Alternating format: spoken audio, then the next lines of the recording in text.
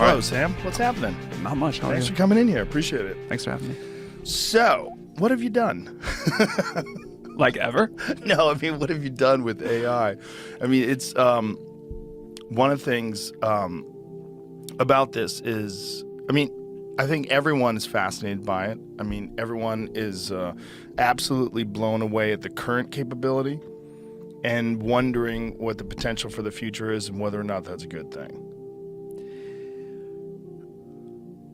I think it's going to be a great thing, but I think it's not going to be all a great thing. And that is where I think that's where all of the complexity comes in for people. It's not this like clean story of we're going to do this and it's all going to be great. It's we're going to do this, it's going to be net great, but it's going to be like a technological revolution. It's going to be a societal revolution. And those always come with change.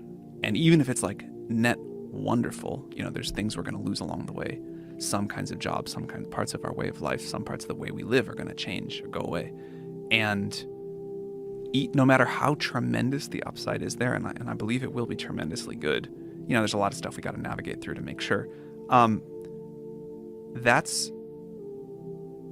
a complicated thing for anyone to wrap their heads around, and there's deep and super understandable emotions around that. That's a very honest answer. That it's not all going to be good, but it seems inevitable at this point. It's definitely inevitable. My view of the world, when you're like a kid in school, you learn about this technological revolution and then that one and then that one.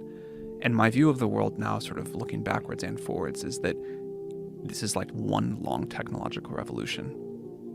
And we had, first we had to figure out agriculture so that we had the resources and time to figure out how to build machines. Then we got this industrial revolution, and that made us learn about a lot of stuff, a lot of other scientific discovery too. Let us do the computer revolution, and that's now letting us, as we scale up to these massive systems, do the AI revolution.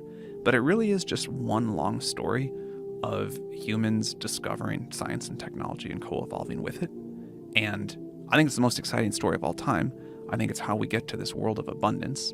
And although we do have these things to navigate, and there will be these downsides, if you think about what it means for the world and for people's quality of lives, if we can get to a world where the cost of intelligence and the abundance that comes with that, the cost dramatically falls, the abundance goes way up. I think we'll do the same thing with energy. And I think those are the two sort of key inputs to everything else we want. So if we can have abundant and cheap energy and intelligence, that will transform people's lives largely for the better. And I think it's going to, in the same way that if we could go back now 500 years and look at someone's life, we'd say, well, there's some great things, but they didn't have this, they didn't have that. Can you believe they didn't have modern medicine?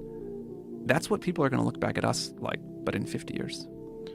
When you think about the people that currently rely on jobs that AI will replace, when you think about whether it's truck drivers or automation workers, people that work in factory assembly lines, what, if anything, what strategies can be put to mitigate the negative downsides of those jobs being eliminated by AI?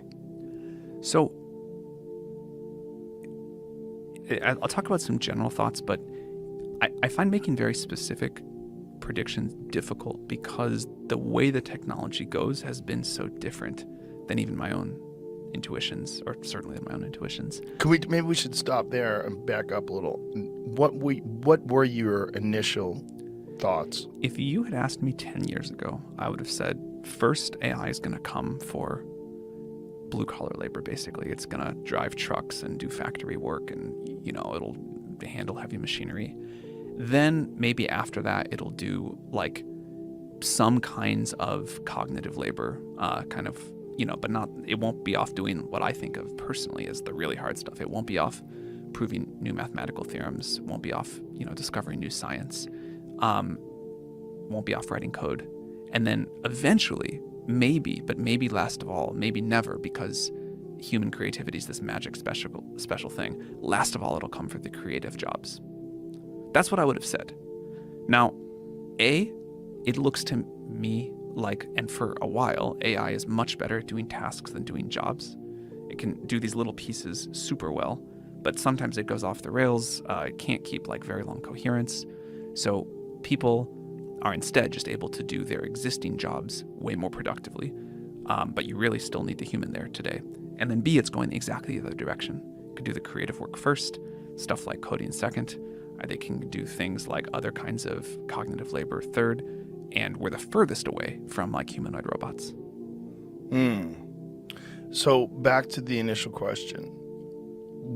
If we do have something that completely eliminates factory workers, completely eliminates truck drivers, delivery drivers, things along those lines, that creates this massive vacuum in our society.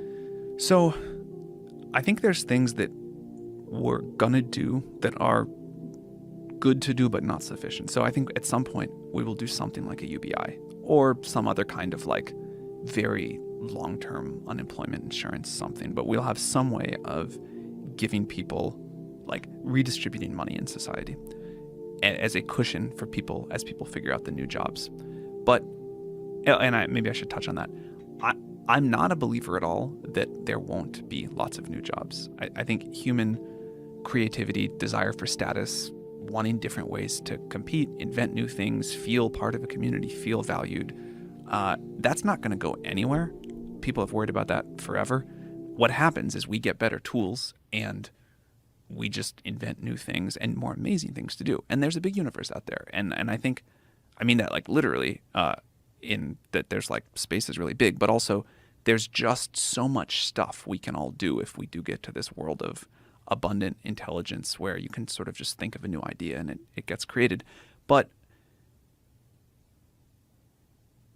again, that doesn't, to the point we started with, that doesn't provide like great solace to people who are losing their jobs today. So saying there's going to be this great indefinite stuff in the future, people are like, what are we doing today? So, you know, I think we will as a society do things like UBI and other ways of redistribution, but I don't think that gets at the core of what people want. I think what people want is like agency, self-determination, the ability to play a role in architecting the future along with the rest of society, the ability to express themselves and create something meaningful to them. And also, I think a lot of people work jobs they hate, and I think we as a society are always a little bit confused about whether we want to work more or work less. But somehow that we all get to do something meaningful and we all get to play our role.